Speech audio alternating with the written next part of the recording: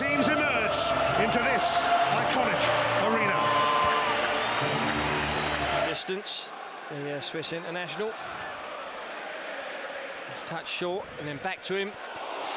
Well, it wasn't too far wide. I think one or two at the far end of the ground might have thought that had gone in. It went behind the goal, hit the advertising hoardings and then rippled the back of the net. Literally the back of the net. It wasn't too far away. It was well struck, well worked free kick. Bernd Leno, I think, would have had it covered. But bright start. But I think Marco had a good point, Jamie, because if the referee was prepared to let that challenge on Polina go and not call that a foul, then you know, we had a case for saying what's the difference. But thankfully it didn't come to anything. Here's Alex Iwobi for Fulham. So Tom Cairney got the 300 appearances up against West Ham. And if I had my way, he'd have 300 starts by now, let alone appearances. I think, overhead kick from Jimenez. I think 69 of them or something like that have been as a sub. But hopefully we'll see him past the 300 start mark. Jimenez peels away from Lascelles and then goes to ground, holding his face. Play goes on. I didn't see quite what happened there, but Anthony Gordon has been fed through, left-hand side of the box, works it in onto his right foot, pushes it back for Bruno, who thankfully leaned back and belts it over the bar. Raul Jimenez is still down, holding his face. He's being booed by just about everybody in the stadium, barring, of course, the travelling Fulham fans away to our left in the gods.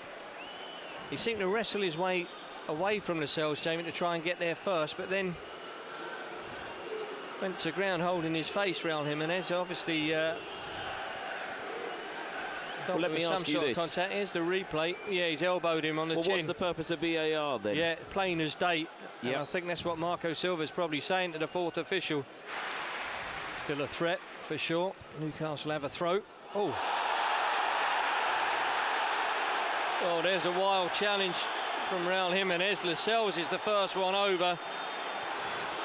It's Longstaff, is it? He's caught, I'm not sure, but it did look clumsy for sure, and obviously the home fans are furious about it.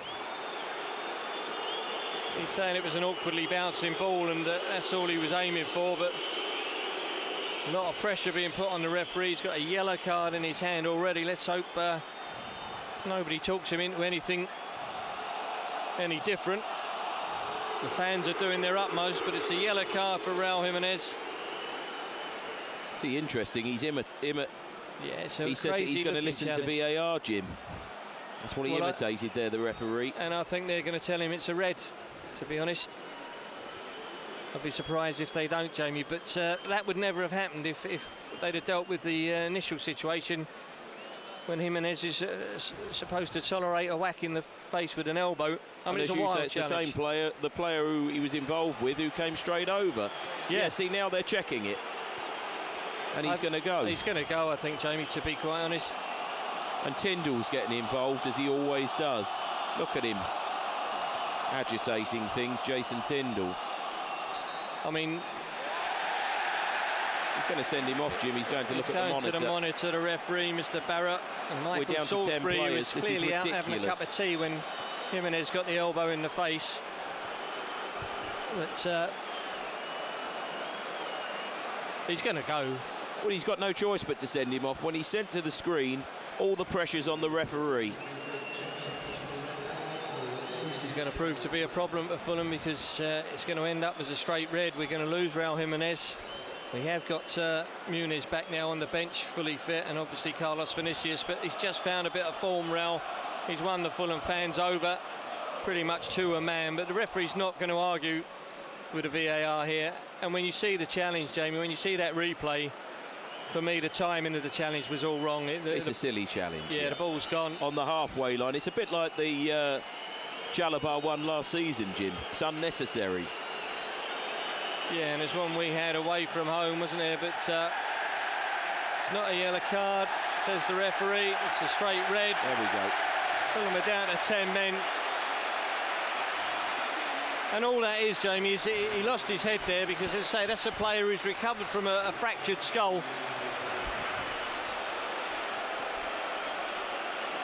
And he was left completely unprotected or and the Newcastle player completely unpunished for elbowing him right in the face, and he's lost his head there momentarily.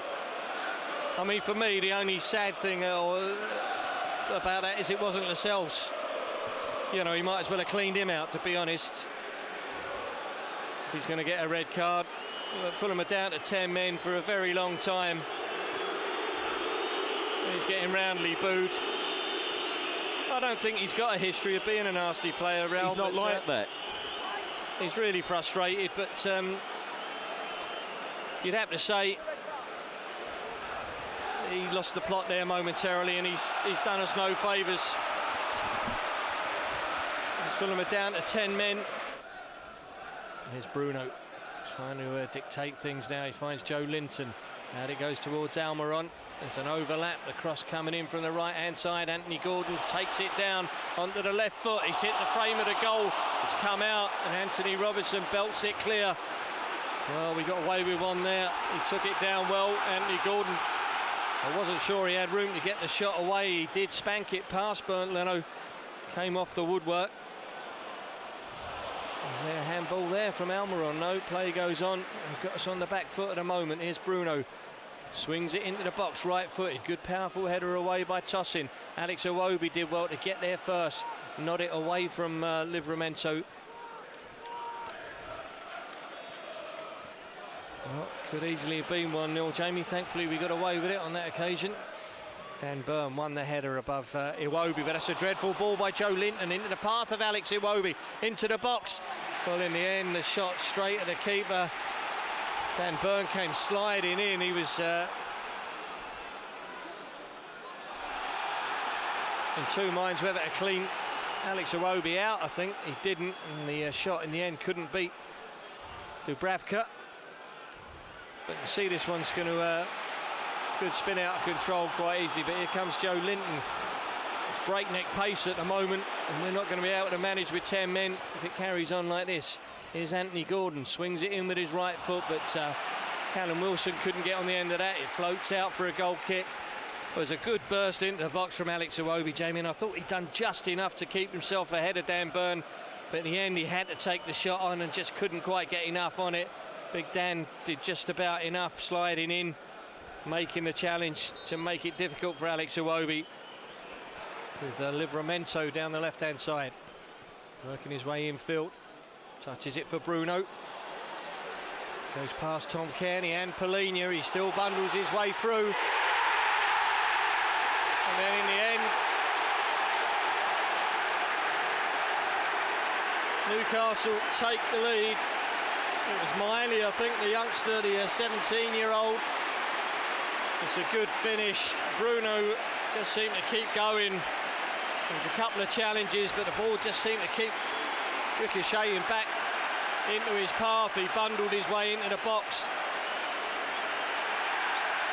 Nobody really got a challenge in, and he's onside, Miley, as it came off Anthony Robinson in the end. He's weighed the situation up very quickly, the 17-year-old. And he's finished it. I think he was born about 25 minutes away, apparently. He's going to be a real Newcastle hero if he carries on like that.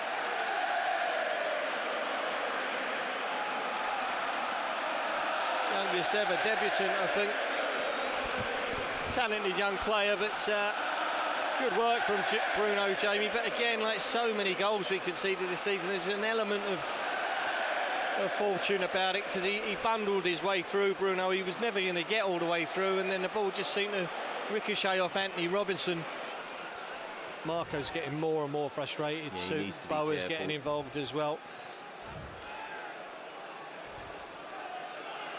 You see exactly what he's saying there, Boa. How is that not a foul? And it was a foul.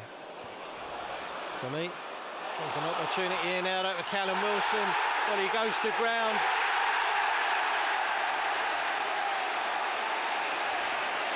Well, he's allowed play to go on, and I think it's Almiron who's put it in. Callum Wilson threw himself to the ground, looking for a penalty. That's incensed Marco Silva even more. He's going to get himself in trouble. Stuart Gray as well, asking for an explanation. There's a blatant dive by Callum Wilson there, trying to con the referee into a penalty. But when play was allowed to go on, well, I think there could be an offside here against Callum Wilson, who's certainly involved because he then took Bernd Leno out of the game. Looking at that replay that I've just seen, Callum Wilson was goal side of the Fulham defence. He then went down under the challenge from Anthony Robinson, looking for the penalty. Play went on. Almiron tapped it into an empty net. It's gone to VAR. I think Callum Wilson might well have been offside, Jamie.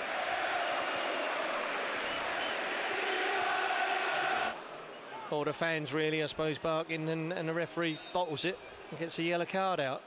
He's been poor for me. Now we need to get out of the way. Oh, it's drilled towards goal by Almiron. It's a good block. But Bruno with the right foot. Well, it's gone in. Dan Burn, but as he bundled into Bernd Leno. I think that's a foul on the keeper. Well, it looks like they're giving it. Dan Burn got the header. Bernd Leno certainly ended up in the net. Well, never a free kick for me, let alone a yellow card from Bobby Decordova-Reid, but it was a pound to a pinch of dog's muck that they'd score from it. Bruno with a cross with the outside of his right boot. It's headed against Bernd Leno and then It's comes no back. foul, is it? It's not a foul, no. I think Dan Burn's header hits Bernd Leno, then bounces back and hits Dan Burn again. It's gone in off his knee. You might as well call it off now, to be honest. It's an